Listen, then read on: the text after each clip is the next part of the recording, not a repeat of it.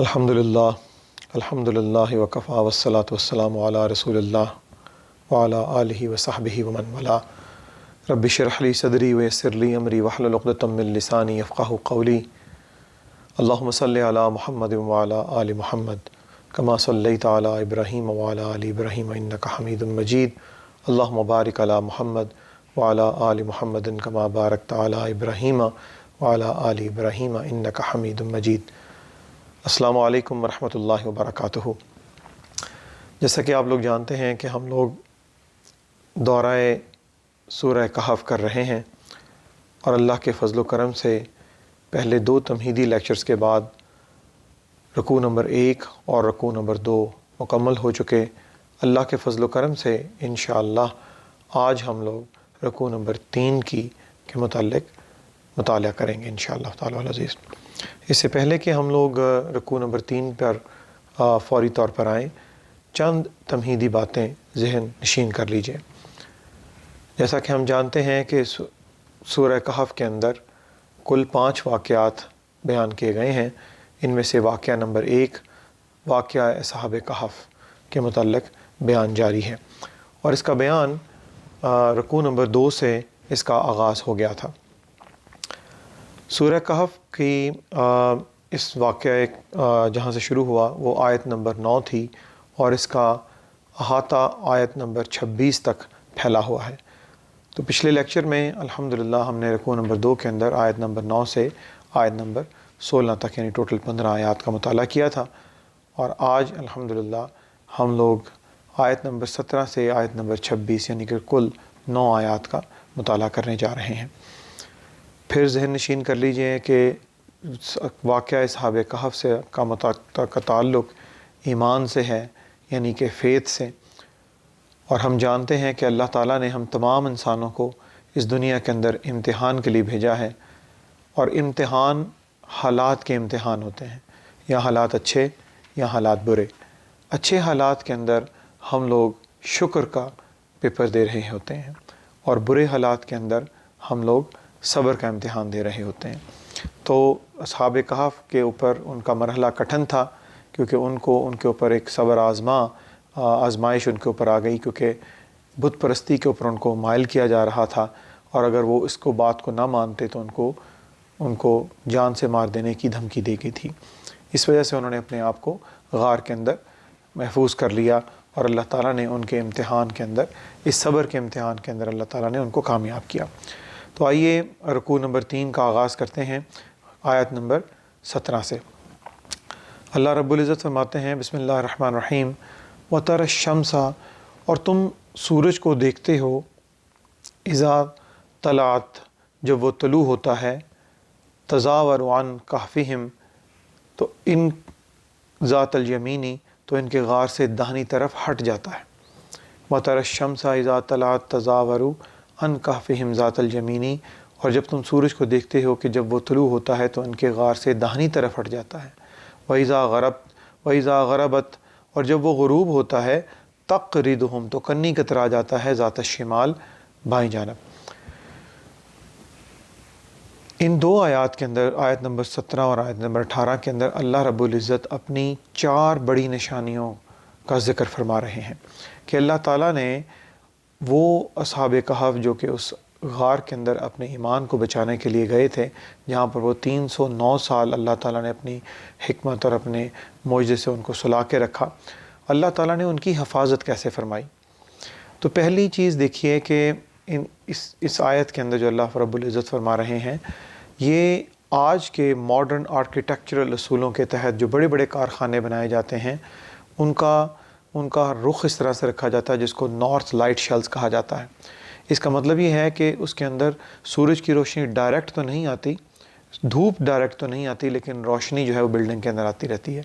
इसी तरीके से इस गार का जो दहाना जो था वो भी शमाल की जानब था, यानी वहाँ पर धूप डायरेक्ट नहीं आती थी, यानी उनके जिस्मों के ऊपर उनको तंग नहीं करती थी, लेकिन अल्लाह ताला ने उनकी हिफाजत के लिए वहाँ पर लाइट का बंदोबस्त रखा था। दोबारा देखिए, वतरा शम्स इज़ा तलात तज़ावरु अन कहफ़िहिम ज़ातल यमीनी व इज़ा غربت تقرضهم ذات الشمالی، کہ جب تم سورج کو دیکھتے ہو کہ وہ طلوع ہوتا ہے ان کی غار سے داہنی طرف ہٹ جاتا ہے، اور جب وہ غروب ہوتا ہے تو بائیں جانب ان سے کنی کترا جاتا ہے، یعنی سورج کی روشنی براہ راست نہیں آتی۔ تو پہلی اس کے اندر نشانی جو تھی وہ تھی نارتھ لائٹ شال۔ وَهُمْ فِي فَجْوَةٍ مِّنْ، اور اس کے لیے کھلی جگہ میں لیٹے ہوئے تھے۔ دوسری کیا تھی کہ اس کے غار کے اندر کوئی سفوکیشن نہیں تھی، ان کے اندر ریسپیریشن کا عمل بغیر کسی توقف کے جاری تھا۔ ذَلِكَ مِنْ آیاتِ اللہ، یہ اللہ کی نشانیوں میں سے ہے۔ مَن يَهْدِ اللَّهُ فَهُوَ الْمُهْتَدِ وَمَن يُضْلِلْ فَلَن تَجِدَ لَهُ وَلِيًّا مُرْشِدًا، جسے اللہ ہدایت دیتا ہے تو وہی ہدایت یافتہ ہوتا ہے، اور جسے اللہ گمراہ کر دے تو اس کے لیے تم نہیں پاؤ گے کوئی مددگار۔ یہاں نقطہ سمجھ لیجئے کہ اللہ تعالیٰ یہاں پر جو دو نشانیاں اللہ نے بیان کیں، جس کے اندر نارتھ لائٹ شیلز اور نو سفوکیشن، اور دو اگلی نشانیاں اگلی اس کے اندر آنے والی ہیں، لیکن اللہ تعالیٰ فرماتے ہیں کہ ذالک من آیات اللہ، یہ اللہ کی نشانیوں میں سے ہے۔ نقطہ اس میں یہ ہے کہ اللہ اپنی نشانیاں انسان کو دکھاتا ہے تاکہ وہ ہدایت حاصل کرے، اور جب انسان ان نشانیوں کو کے باوجود اپنا منہ موڑ لے تو اللہ ان کے دلوں پر مہر لگا دیتا ہے اور وہ گمراہی ان کی مقدر ہو جاتی ہے۔ اللہ تعالیٰ سورہ شمس میں فرماتے ہیں کہ فَأَلْهَمَهَا فُجُورَهَا وَتَقْوَاهَا، اور بے شک ہم نے آپ لوگوں کو اچھائی اور برائی دونوں کو آپ کو الہام کر دیا۔ تو یہ انسان پہ انسان کا جو امتحان ہے وہ اسی پر ہوگا کہ نشانیوں کے باوجود اس نے اللہ کی طرف رجوع کیا یا اپنا منہ پھیر دیا۔ اس لیے نبی کریم صلی اللہ علیہ وسلم کی ایک دعا ہے، یا مقلب القلوب ثبت قلبی علی دینک۔ دوبارہ دیکھیے کہ ذالک من آیات اللہ، یہ اللہ کی نشانیاں ہیں۔ من یہد اللہ فہو المہتد، جسے اللہ ہدایت دیتا ہے وہی ہدایت یافتہ ہوتا ہے، اور جسے وہ گمراہ کر دے تو اس کے لیے تم نہیں پاؤ گے کوئی مددگار راہ راست پر لانے والا۔ وَتَحْسَبُهُمْ، اور اگلی دو آیات اور اگلی دو نشانیاں کون سی تھیں؟ وَتَحْسَبُهُمْ أَيْقَاظًا وَهُمْ رُقُودٌ، اور اگر تم دیکھتے تو تم سمجھتے کہ وہ جاگ رہے ہیں حالانکہ وہ سو رہے تھے۔ وَنُقَلِّبُهُمْ ذَاتَ الْيَمِينِ وَذَاتَ الشِّمَالِ، اور ہم انہیں کروٹیں بھی بدل رہے تھے دائیں اور بائیں، یعنی اس کا مطلب یہ تھا کہ اللہ ان کی نگہداشت کر رہا تھا۔ دوبارہ دیکھیے وَتَحْسَبُهُمْ أَيْقَاظًا وَهُمْ رُقُودٌ، اور اگر تم انہیں دیکھتے تو سمجھتے کہ وہ جاگ رہے ہیں حالانکہ وہ سو رہے تھے۔ وَنُقَلِّبُهُمْ ذَاتَ الْيَمِينِ وَذَاتَ الشِّمَالِ، اور ہم ان کی کروٹیں بھی دائیں بائیں بدل رہے تھے، یعنی کہ اللہ تعالیٰ نے جو ان کو سالہ سال یہاں پر سلانے کا جو اہتمام کیا تھا، اس میں اللہ نے ایک اور رحمت فرمائی کہ ان کو کوئی بیڈ سورز نہ ہو، یا اس طرح کی کوئی تکلیف ان کو نہ ہو۔ تو تیسری آیت کیا تھی اس کے اندر؟ تیسری نشانی کیا تھی کہ اللہ نے ان کو حفاظت فرمائی بیڈ سور سے بھی۔ اور چوتھی طرح کس طرح حفاظت فرمائی؟ وَقَلْبُهُمْ بَاسِطٌ ذِرَاعَيْهِ بِالْوَصِيدِ، اور ان کا کتا اپنے دونوں ہاتھ پھیلائے ہوئے دہلیز پہ بیٹھا تھا۔ کیوں؟ لَوِ اطَّلَعْتَ عَلَيْهِمْ، اگر تم ان پر جھانکتے، لَوَلَّيْتَ مِنْهُمْ فِرَارًا، تو پیٹ پھیر کر بھاگ جاتے، وَلَمُلِئْتُ مِنْهُمْ رُعْبًا، اور تم پر ان کی طرف سے ہیبت طاری ہو جاتی۔ دوبارہ دیکھیے کہ اللہ تعالیٰ فرما رہے ہیں کہ نمبر 1 کہ ان کے اوپر نارتھ لائٹ شیلز کا اہتمام کیا، دوسرا نو سفوکیشن کا اہتمام کیا، تیسرا ان کے اوپر کوئی بیڈ سورز نہ ہو جائیں، اور چوتھا کہ اس کے اوپر ایک گارڈنگ ڈاگ رکھا جو کہ ان کی حفاظت کے لیے تھی۔ یہ سب کچھ ان کی حفاظت کے لیے تھا۔ اللہ فرماتے ہیں وَكَذَلِكَ بَعَثْنَاهُمْ لِيَتَسَاءَلُوا بَيْنَهُمْ، اور اس طرح وَكَذَلِكَ بَعَثْنَاهُمْ، اور اس طرح ہم نے انہیں اٹھایا۔ کیوں؟ لِيَتَسَاءَلُوا بَيْنَهُمْ، تاکہ وہ آپس میں ایک دوسرے سے پوچھیں۔ قَالَ قَائِلٌ مِّنْهُمْ، اور ان میں سے ایک کہنے والے نے کہا، کم لبثتم، تم کتنا عرصہ یہاں رہے ہوگے؟ قالوا لبثنا یوما او بعد یوم، کچھ بولے ہم رہے یہاں ایک دن یا ایک دن سے کچھ زائد حصہ۔ قالوا، اور کچھ دوسرے لوگ بولے، ربکم اعلم بما لبثتم، کہ تمہارا رب خوب جانتا ہے کہ تم کتنے عرصے رہے ہو۔ اس میں حکمت یہ ہے کہ جب ہمیں کسی بھی سوال کا جواب ہمیں پتہ نہ ہو تو بہترین جواب یہ ہے کہ واللہ اعلم بالصواب، کہ اللہ بہتر جانتا ہے۔ فبعثوا، اب تم بھیجو ان میں سے، فبعثوا احدکم، اب تم بھیجو اپنے ایک ساتھی کو، بورقکم ھذہ، हाज़िही इलल मदीनती, एक चांदी के सिक्के के साथ शहर की तरफ। अब जब कि वो जाग गए 309 साल के बाद, तो उन्होंने सोचा कि अपने एक साथी को चांदी के एक सिक्के के साथ शहर की तरफ भेजा जाए। क्यों? फलयंजुर, ताकि वो देखे अय्युहा अज़का तामन, कि शहर के किस हिस्से में पाकीज़ा खाना मिलता है। फलयातिकुम बिरिज़्क़िम मिनहुम, और मिनहु, और वहाँ से वो तुम्हारे लिए कुछ खाना लेकर आए। नुक्ता, अहले ईमान हमेशा पाकीज़ा खाना ही खाते हैं और हलाल ही की तलाश में रहते हैं। और दूसरा उन्होंने कहा वल्यतलत्तफ़, और वो नरमी का मामला करे।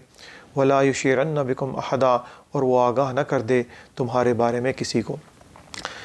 इस नुक्ता, एक और नुक्ता यहाँ पर ले लीजिए कि वल्यतलत्तफ़ कुरान मजीद की हरूफ की गिनती के एतबार से ये बिल्कुल निस्फ़ कुरान है, और ये एक मेन सेंट्रल पिलर है हमारी ज़िंदगी का और कुरान के इस मफ़हूम का।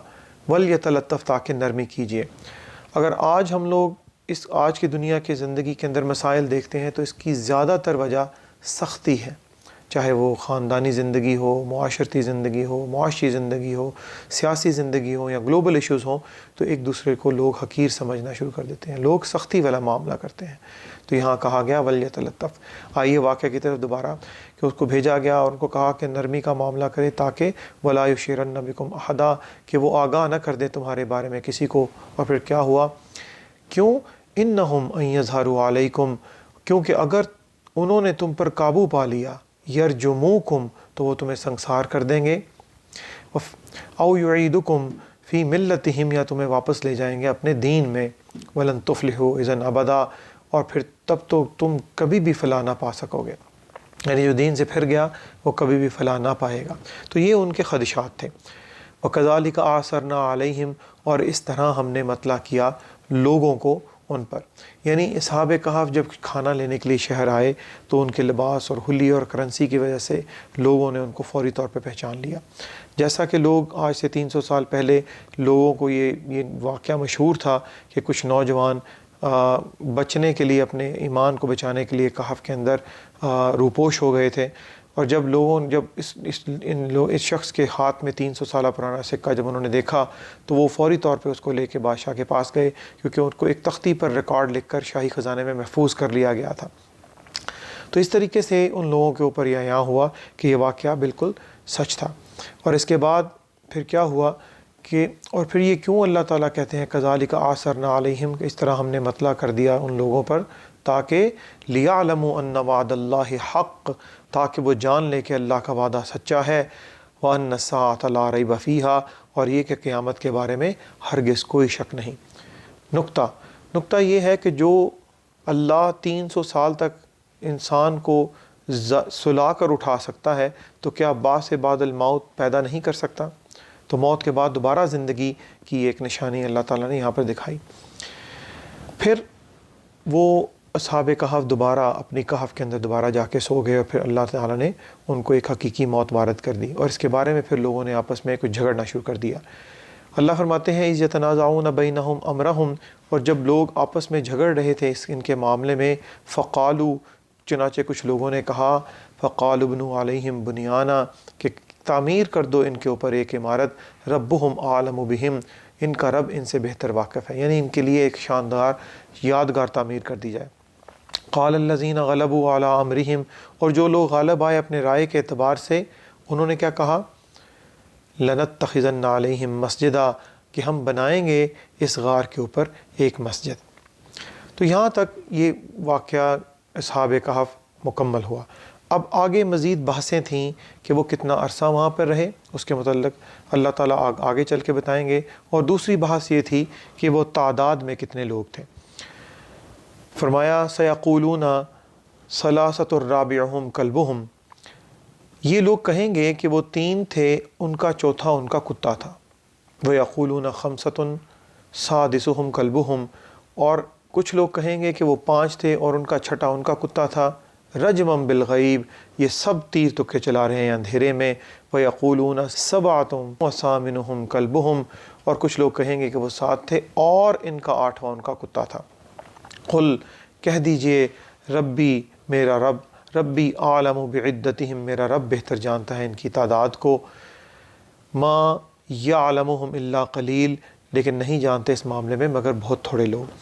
قرآن مجید میں ان کے تعداد کے بارے میں کچھ صراحتاً تو کچھ نہیں فرمایا گیا، لیکن لوگ اس کے لیے انٹرپریٹ کرتے ہیں کہ آخری رائے جو اس کے اندر دی گئی ہے کہ یہ لوگ ٹوٹل کل 7 تھے، اس کے اوپر 3 مین وجوہات ہیں جس کی وجہ سے لوگ اس کو جانتے ہیں۔ نمبر ایک یہ ہے کہ جو تین فکرے وہاں پر آئے، یعنی ثلاثۃ رابعہم کلبہم، اس میں واو نہیں ہے، خمسۃ سادسہم کلبہم، اس میں واو نہیں ہے، جبکہ تیسرے فکرے میں سبعۃ وثامنہم کلبہم، یعنی کہ اس کے درمیان جو واو ہے اس کا مطلب یہ ہے کہ تیسرے کلمے کے اندر یہ واو جو ہے اس کے اوپر زیادہ زور دے رہا ہے کہ یہ 7 تھے اور 8واں ان کا کتا۔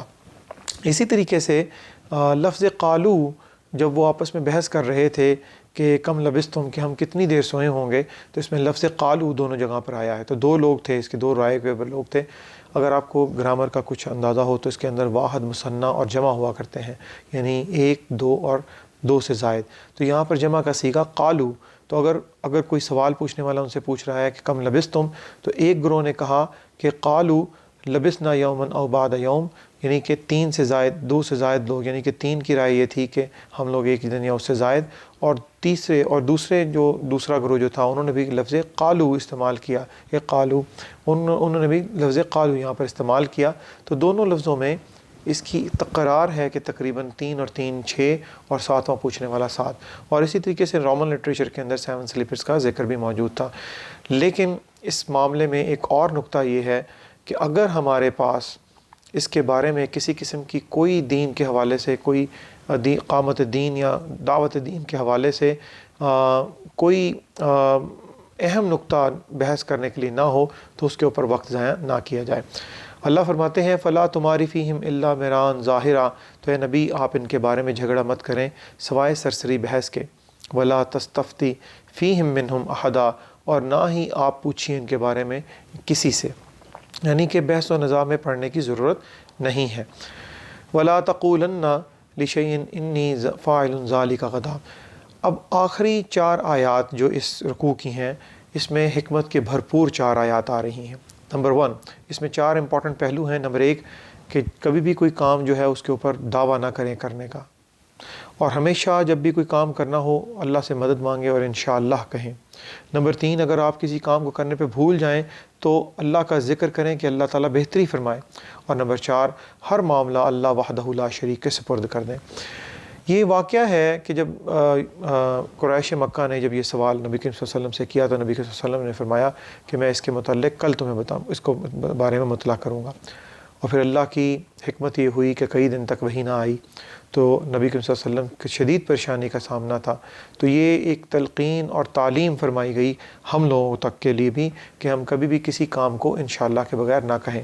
اللہ تعالیٰ نے فرمایا وَلَا تَقُولَنَّ لِشَيْءٍ إِنِّي فَاعِلٌ ذَلِكَ غَدًا، کسی چیز کے بارے میں کبھی یہ نہ کہا کریں کہ میں کل کام ضرور کر لوں گا، إِلَّا أَن يَشَاءَ اللَّهُ، مگر یہ کہ اللہ جو چاہے۔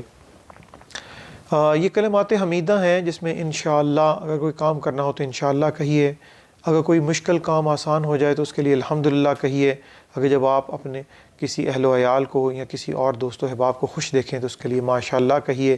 الحمدللہ یہ تمام توحیدی کلمات ہیں اور یہ تمام الفاظ اس صورت کے اندر جا بجا موجود ہیں۔ اور پھر فرمایا وَاذْكُرْ رَبَّكَ إِذَا نَسِيتَ، اور اپنے رب کو یاد کر لیا کیجئے جب آپ بھول جائیں۔ وَقُلْ عَسَىٰ أَن يَهْدِيَنِي رَبِّي، اور کہیے ہو سکتا ہے کہ میرا رب میری رہنمائی کر دے، لِأَقْرَبَ مِنْ هَٰذَا رَشَدًا، اس سے بہتر بھلائی کی طرف، یعنی کہ تمام کام اللہ تعالیٰ کی طرف تفویض الامر الی اللہ کے طور پہ کرنے چاہیے۔ دوبارہ دیکھیے وَاذْكُرْ رَبَّكَ إِذَا نَسِيتَ وَقُلْ عَسَىٰ أَن يَهْدِيَنِي رَبِّي لِأَقْرَبَ مِنْ هَٰذَا رَشَدًا، کہ ہو سکتا ہے کہ میرا رب میری رہنمائی فرما دے اس کی طرف جو کہ کچھ بھلائی ہے، یعنی کہ اگر اللہ کو کچھ منظور ہوگا تو میں کامیاب ہو جاؤں گا، اور اگر اللہ کو یہ معاملہ، اگر اللہ نہ چاہے تو میرے لیے کسی بہتر کام کا اسباب پیدا فرما دے گا۔ اور آخری میں فرمایا وَلَبِثُوا فِي كَهْفِهِمْ، اور وہ رہے اپنی غار میں 300 سنین، 300 برس، وَازْدَادُوا 9، اور اس کے اوپر 9 برس، یعنی کل شمسی کیلنڈر کے مطابق وہ 300 سال اور قمری کیلنڈر کے مطابق وہ کل 309 سال اس میں سوئے رہے۔ قل اللہ اعلم بما لبثوا، آپ کہیے کہ اللہ بہتر جانتا ہے کہ وہ کتنا عرصہ اس کے اندر رہے۔ کون ہے اللہ؟ لہ غیب السماوات والارض، اسی کے لیے ہے آسمانوں اور زمین کا غیب۔ ابصر بہ واسمع، اور کیا ہی خوب ہے وہ اس کو دیکھنے والا اور کیا ہی خوب ہے وہ سننے والا۔ اور اس کی شان یہ ہے کہ ما لہم من دونہ من ولی، اور اس کے سوا اس کا کوئی مددگار نہیں۔ ولا یشرک فی حکمہ احدا، اور شریک نہیں کرتا اپنے حکم میں سے کسی کو بھی۔ یعنی کہ یہ وہ اختیار کل ہے، وہ اختیار مطلق کا مالک ہے، اور اسی کو توحید حاکمیت بھی کہا جاتا ہے۔ آئیے اس قصہ اصحاب کہف کو کنکلوڈ کیجئے۔ نمبر 1، یہ ایک ان کے ایمان کا امتحان تھا جو کٹھن تھا، صبر کا پیپر تھا، اور وہ کامیاب ہوئے۔ نمبر 2، اقامہ دین کے سلسلے میں انسان کو بحثوں میں وقت ضائع نہیں کرنا چاہیے کیونکہ جس کا کوئی فائدہ نہ ہو۔ نمبر 3، اپنے تمام معاملات کو اللہ ہی کے سپرد کیجیے اور شرک کی نفی کیجیے اور توحید پر ہمیشہ کاربند رہیے۔ اللہ تعالیٰ ہمیں قرآن مجید کی ان حکمتوں کو سمجھنے کی توفیق عطا فرمائے اور ان پر عمل پیرا ہونے کی توفیق عطا فرمائے۔ سبحانک اللہم و بحمدک، نشہد ان لا الہ الا انت، نستغفرک و نتوب الیک۔ السلام علیکم ورحمۃ اللہ وبرکاتہ۔